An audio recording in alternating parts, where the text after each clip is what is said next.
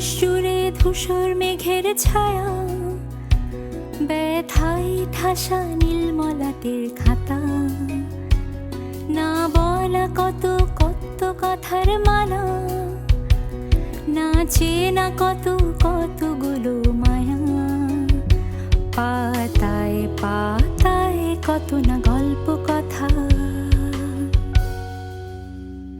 সে তো রূপ কথা নয় আমার কুসুম কথা, সে তো রূপ কথা নয় আমার কুসুম কথা, সে তো রূপ কথা নয় আমার কুসুম কথা।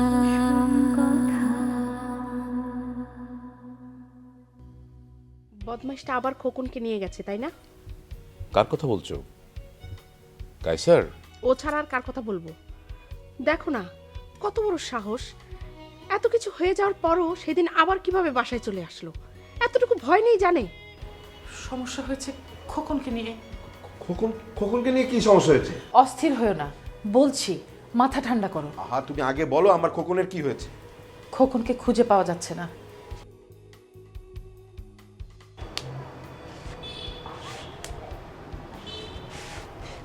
খোকন, খোকন, উঠে আসো। এখানে কি করছো? এখানে কি করছো?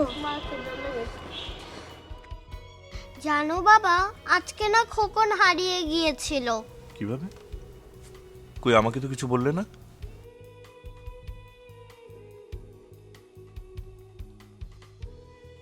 কি হয়েছে মা? ও এখন সব কিছু আমার দোষ হয়ে গেল না?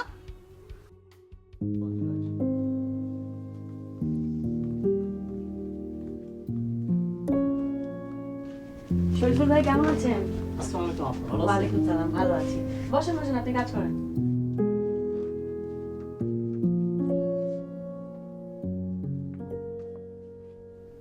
তুমি আসলে কারখানাটা চেহারা কেমন ঝলমল করে দেখেছো? আর এই কর্মচারীরা ভীষণ খুশি হয়। সে তো আমারও ভালো লাগে, কিন্তু কি করব বলো, দাদির অবস্থা তো শুনেছো। আর ও বাড়িতে না গেলে আবার খালা খালু অস্থির হয়ে যায়। আচ্ছা, দাদি কেমন আছে এখন? আছে ভালোই, কিন্তু রোজ যেতে পারলে ভালো হতো, পারছি না তো। আমার বাড়িতে তো আবার সোহানার দাদিও আছে। এবার বলো, নতুন সংসার কেমন চলছে? আর বলো না, চলছে। আগের বার তো কিছু বুঝে ওঠার আগেই সব এলোমেলো হয়ে গেল। এবার বুঝতে পারছি সংসার কাকে বলে। আচ্ছা, তুমি আমাকে অফিসের ফাইলগুলো আগে দেখাও। নতুন কোনো অর্ডার এসছে? হ্যাঁ, অনেক অনেক অর্ডার আসছে। আর বিশেষ করে আমাদের এই নকশি কাঁথার জন্য এই বড় বড় রিসোর্ট থেকে তো আমাকে ফোন করছে। রিসোর্ট থেকে? হ্যাঁ। তাহলে তো ভালো অফার। আর আমার তো কাজ বেশ ভালো মনে হচ্ছে, আমরা তো চাইলে দিতেই পারি, কি বলো? আর রিসোর্ট মানে বুঝতে পারছো, রেগুলার আমাদের কাছ থেকে অর্ডার নেবে, তাই না? আর তাছাড়া আমাদের তো শরীফ ভাই আর সাদ্দাম আছে। আচ্ছা শুনো না, আমাদের ইন্টারন্যাশনাল পর্যায়ে ডিল করার জন্য একজন দক্ষ লোক দরকার, কিন্তু এগুলো একটু তুমিই ম্যানেজ করে নাও না প্লিজ, আমার সময় কই। আমি এসব সিদ্ধান্ত একা নিতে পারবো না কুসুম। না না, সিদ্ধান্ত সব আমিই নেব, তুমি মানুষগুলো জোগাড় করো অ্যাটলিস্ট। কিন্তু অফিসে তুমি না আসলে? আসবো তো, অন্তত একবার হলেও রোজ আসবো। বুঝতেই তো পারছো, বাচ্চাগুলোকে স্কুলে দিয়েছি, আগে তো দাদির বাড়িতে ছিল, অত খোঁজ না নিলেও হতো। আর এদিকে কমলের ক্লাস পুরো দমে শুরু হয়ে গেছে। ঠিক আছে, তুমি কোনো চিন্তা করো না, বাসায় সময় দাও। আর খুব বেশি দরকার হলে আমি তোমাকে ফোন করে নিব। শোনো, কমল আমাকে বলেছে আমাকে একটা মোবাইল ফোন কিনে দেবে, এরপরে আমি বাইরে যেখানেই থাকি আমাদের কথা হবে। তাই? তাহলে তো খুব ভালো হলো। আর শুনো না, আমাদের একবার গ্রামে যাওয়া দরকার, তাঁতগুলো মেরামত করা খুবই দরকার, তাহলে তো আমরা এইসব অর্ডার নিতে পারবো না। আমিও তাই ভাবছি। মনুদের তো বিয়ের খবর এখনো দেয়া হয়নি, আর তাছাড়া বাবার কবরও তো আছে ওখানে, একবার জিয়ারত করে আসতে চাই।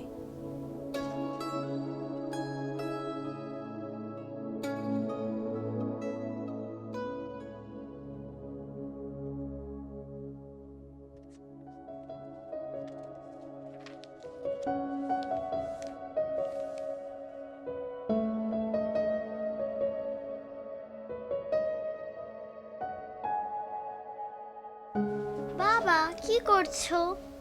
একটা কঠিন বই পড়ি মা। তোমার দাদি কোথায়?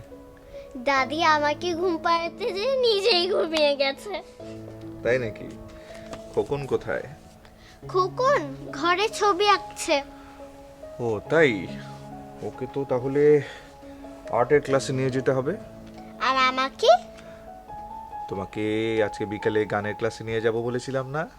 ইয়ে, কি মজা! খোকন, তুমি অত দূরে কেন? এখানে এসে বসো। তুমি জানো বাবা আমাকে গানের ক্লাসে নিয়ে যাবে। খোকনও যাবে আমাদের সাথে। তা আমি যাবো না। কেন? আমার গান শিখতে ভালো লাগে না। ওর তো শুধু ছবি আঁকতেই ভালো লাগে। ঠিক আছে, তাহলে তোমাকে আর্টের ক্লাসে নিয়ে যাব। আমার বাবা নিয়ে যাবে ওর কাছে। আমি তো তোমার বাবা। না, তুমি আমার বাবা না। আমি তোমার পাপা। ইয়েস, এদিকে আসো।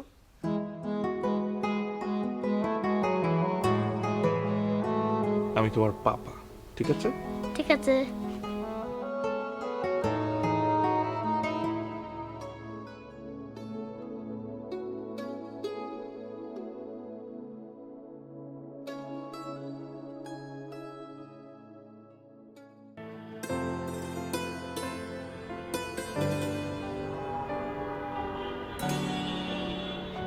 বলো তো আমাকে কেমন লাগছে?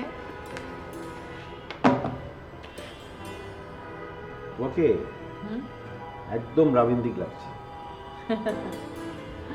তুমি কি স্কুলে জয়েন করেছো? হ্যাঁ, ওদের সঙ্গে কথা হয়েছে তো। সপ্তাহে 2 দিন ক্লাস, বৃহস্পতিবার বিকেলে আর শুক্রবারে সকালে ক্লাস। এই বলো না, আমি পারবো তো? অবশ্যই পারবে। পানি আর খাবার নিয়ে যাবে, সময় মতো খেয়ে নিবে। বেশি পরিশ্রম করলে আবার শরীর খারাপ হবে। কি বলো এসব? বাচ্চাদের সাথে থাকলে আমার মন এমনিতেই ভালো হয়ে যাবে, আর মন ভালো থাকলে শরীর খারাপের প্রশ্নই আসে না। এটা অবশ্য তুমি ঠিকই বলেছো। দাঁড়াও, আমিও যাব তোমার সাথে। কোথায় যাবে তুমি? আরে বাবা, আজকের থেকে তোমার প্রথম শিক্ষক জীবন শুরু। আমার তোমাকে আজকে এগিয়ে দেওয়া উচিত না?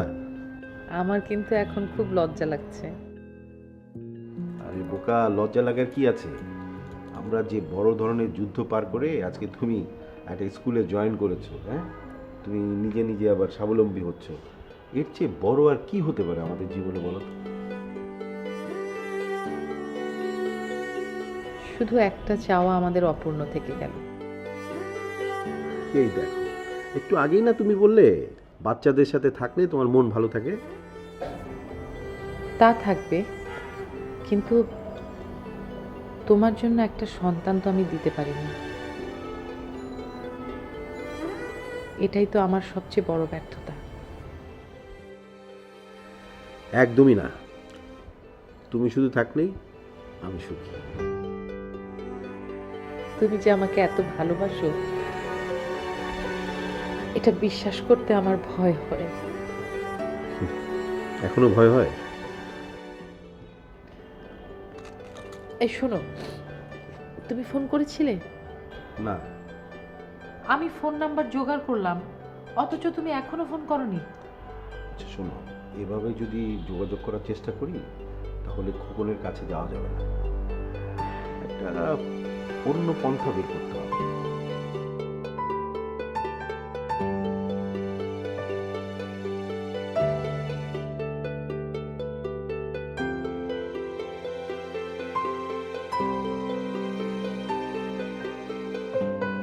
কি যে পাগলামি করো না কমল, আমাদের কি এখনো আগের মতো বয়স আছে? অল্প বয়সীদের মতো সুযোগ পেলেই আমার সাথে দেখা করার জন্য ছুটে আসো। আমি দেখা করতে আসছি কে বলবো? আমি তো এসেছি সময় কাটাতে। তাই কেন আমরা বাসায় সময় কাটাতে পারি না? বাইরে বসে সময় কাটাতে হবে?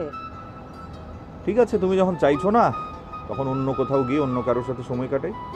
তুমি কিন্তু ঘুরিয়ে ফিরিয়ে কি কি যেন হিন্টস দিচ্ছ। অন্য কোনো ব্যাপার আছে কিনা বলো। ওতে কতক্ষণ? খবরদার কমল, তখন কিন্তু আমার চেয়ে খারাপ কেউ হবে না বলে দিচ্ছি। সেটাও কিন্তু আমার দেখতে ইচ্ছে করে। হ্যাঁ, এইসব ছাড়ো তো, আসল কথা বলো। তোমার না আজকে বাচ্চাদের সাথে বাসায় থাকার কথা ছিল, ওদের রেখে এখন বেরিয়েছো কেন? একজনকে সাথে করে নিয়ে বেরিয়েছি। তোমার মেয়েটা গানের স্কুল করে করে মাথাটা খারাপ করে দিচ্ছিল, ওকে একটা গানের স্কুলে ভর্তি করিয়ে দিয়ে আসলাম। সোহানাকে? হ্যাঁ, ওফ, খুব ভালো করেছো। মেয়েটা কতদিন ধরে আমাকে বলছে, কিন্তু আমি তো গানের স্কুল খোঁজার সময়ই পেলাম না। মা ব্যস্ত হলে মেয়ের কি শখ মিটবে না? তাই বাবা গিয়ে মেয়েকে গানের ক্লাসে ভর্তি করিয়ে দিয়ে আসলাম। ওখানে ক্লাস হবে 2 ঘন্টা, ওখানে বসে বসে কি করব, তাই ভাবলাম তোমার সাথে এসে সময়টা কাটাবো। তাই এসেছো? বাহ। আচ্ছা, খোকন কোথায়? ওকেও কি গানের স্কুলে দিয়ে এসেছো নাকি? না, ওরা কি ছবি আঁকা শিখবে, বাসায় রেখে এসেছে। ওকে সাথে নিয়ে আসলেই পারতে, শুধু শুধু মাকে জ্বালাবে। জ্বালাক, মার সাথে ওর একটা সমঝোতা হওয়ার দরকার আছে।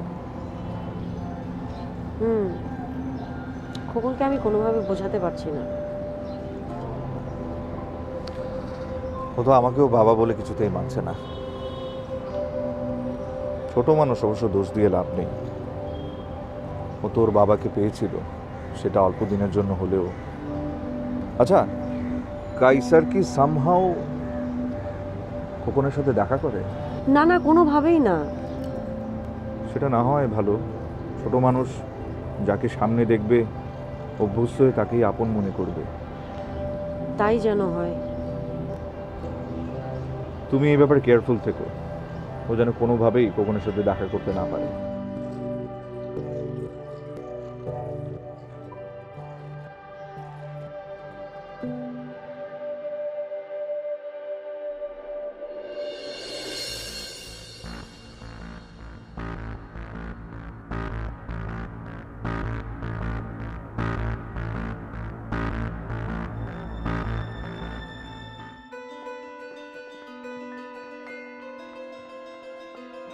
এই, তুমি এখানে কেন? কি তুমি আমাকে কখনো একলা ছাড়বা না? না, এখানেও এসে দাঁড়িয়ে আছো?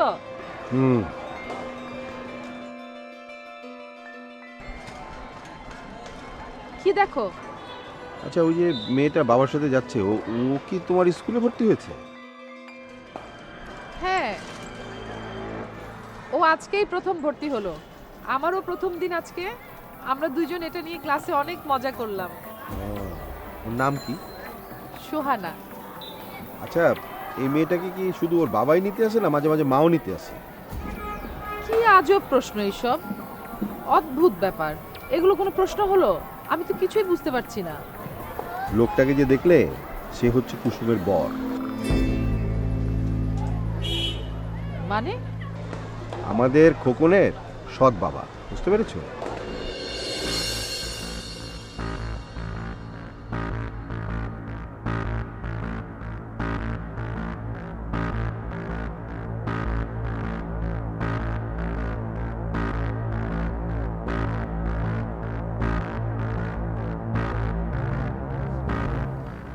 কাণ্ডজ্ঞান বলে কিছুই হবে না। এত বড় হলো ছেলেটা, নিচে তো গেলই, এখন মেয়েটাকে সঙ্গে করে নিয়ে গেছে। এখন আমি এই বাসাতে একা একা কিভাবে থাকি? কতক্ষণ একা একা থাকা যায়? ভালো লাগে? সারাটা দিন একা একা। আমি যে কেন আসলাম, মনে হচ্ছে এখনই চলে যাই।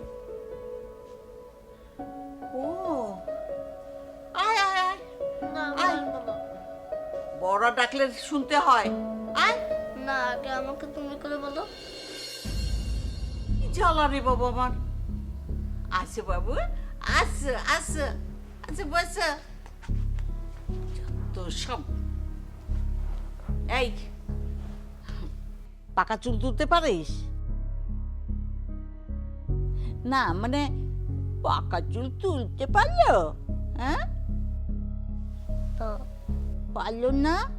তাহলে তুমি কি পারলো? খেলতে পারি। বড় মামাদের সাথে অনেক খেলে। আমি যে বড় মা না? বড় মা অনেক ভালো। ও, আমি খারাপ?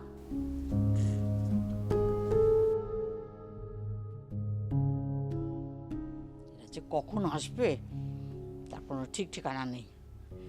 এক কাপ চা খাবো, তারও কোনো উপায় নেই। কে বানায় দিবে? আমি চা বানাতে পারি। তুমি কিভাবে চা বানাতে পারো?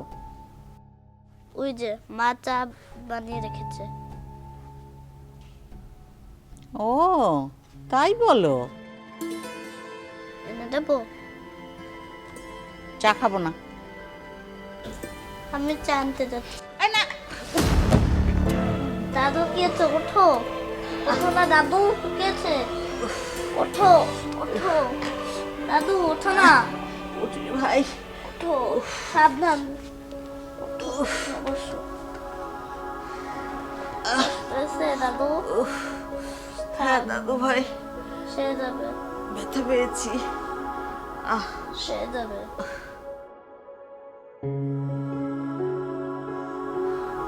বেঁচে থাকো দাদু ভাই, বেঁচে থাকো। কুসুম, আমার ঘড়িটা হচ্ছে আমার কাছে ও এই যে। মার আর কোনো ওষুধ লাগবে? না, কিন্তু মা বলছিল যে একবার হসপিটালে গেলে ভালো হয় কিনা। না, হসপিটালে যেতে হবে না তো। ডাক্তার কাল দেখে গেল না, হাড়ের সমস্যা। ক্যালসিয়াম জাতীয় খাবার খেতে হবে আর সাবধানে চলাফেরা করতে হবে। কিন্তু সে তো এখনই বাড়ি যাবার জন্য অস্থির অস্থির করছে। না না, তুমি একটু বুঝিয়ে বলো, এখানে কিছুদিন থাকুক। বলে দেখি। আচ্ছা শোনো না, আসার সময় একটা হট ওয়াটার ব্যাগ নিয়ে এসো তো। এই মায়ের কোমরে এই গরম ভাবটা কিন্তু বেশ ভালো কাজে দিচ্ছে। আচ্ছা, আমি গানের ক্লাসের পর সোহানাকে নিয়ে একটু নিউ মার্কেট যাবো। খোকনের গিফটটা কিনতে হবে না? হ্যাঁ দেরি হলে টেনশন করো না। ঠিক আছে, সাবধানে যেও। গেলাম মা, আসি। যাও বাবা, আল্লাহ আল্লাহ, যাও, আল্লাহ হাফেজ।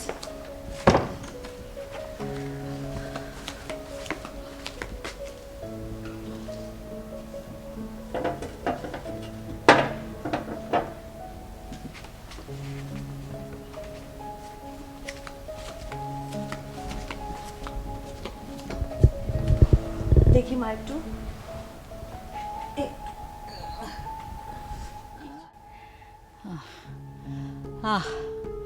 অনেক আরাম লাগছে মা। সারা দিনে তোমার সেবায় মনে হচ্ছে ব্যথাটা ভালো হয়ে যাচ্ছে। আমি তো ভীষণ টেনশনে পড়ে গেছিলাম, ভাবলাম যে এত ব্যথা নিয়ে কিভাবে যে বাড়িতে যাব। মা এখনই এসব চিন্তা করতে হবে না, আপনি পুরোপুরি সুস্থ হবেন তারপর। আমাদের জড়াজড়ি করো না মা, বাড়িতে অনেক বিষয় সম্পত্তি আছে, এগুলো দেখাশোনা না করে রাখলে ওগুলো তো 12 ভূতে খাবে। মা আপনার বয়স হয়েছে না, এখন থাক না এসব চিন্তা। এখানে আপনার নাতি আছে, নাতনি আছে, দেখবেন খুব সুন্দর সময় কেটে যাবে। তুমি ঠিকই বলেছো মা, আমার কয়েকদিন এখানে থাকাতে ওদের উপর আমারও মায়া পড়ে গেছে। তোমার ছেলে একটা বটে, এত ভালো ছেলে। কি করেছে জানো, ও আমার হাতটা ধরে টেনে তুলেছে। রাতে বারবার জিজ্ঞেস করছিল, ঘুমোচ্ছিল না, বলে দাদির ব্যথা কি সেরেছে? তাই না?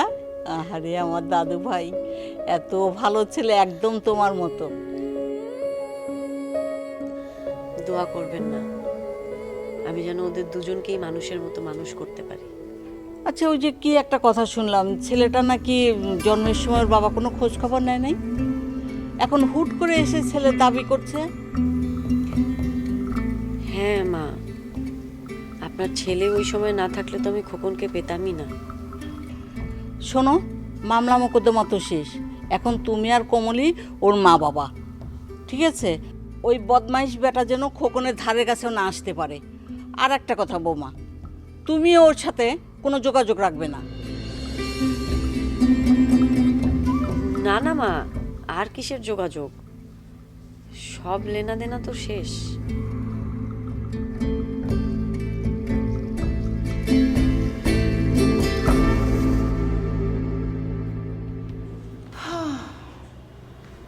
তোমার জন্য আমার খুব কষ্ট হচ্ছে জানো।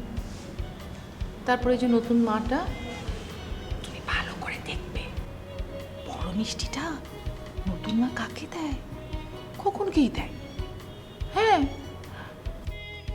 শোনো ভাবি, মাকে আগেই কিছু জানিও না। হ্যাঁ, পাপ্পু আজ বিকেলে রাগ করে বাসা থেকে বেরিয়ে গেছে। কি বলো, কোথায় গেছে? জানি না ভাবি, আমি এসে তারপরে তোমাদের সব খুলে বলবো। আমি তোমার কথা কিচ্ছু বুঝতে পারছি না। কি হয়েছে, কাকে নিয়ে সমস্যা?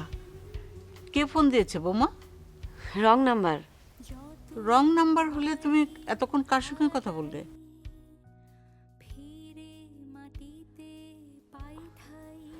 বাইরে দেখা করবে? সেটা তো কিছু বললো না। তাহলে আবার ফোন করবা। মাটি আমায় জড়িয়ে রাখে মায়ের মমতায়, শান্ত মনের নদী পাই যদি বা গতি, কখনো হারাই দুহাত বাড়ায় জড়িয়ে শীতল পাটি। শান্ত মনের নদী পাই যদি বা গতি, কখনো হারাই দুহাত বাড়ায় জড়িয়ে শীতল পাটি। আমার নীরবতা, আমার আকুলতা, যেন এক ভারী রোদে কান্না ভেজা কথা। সে তো রূপ কথা নয় আমার কুসুম কথা, সে তো রূপ কথা নয় আমার কুসুম কথা, সে তো রূপ কথা নয় আমার কুসুম কথা।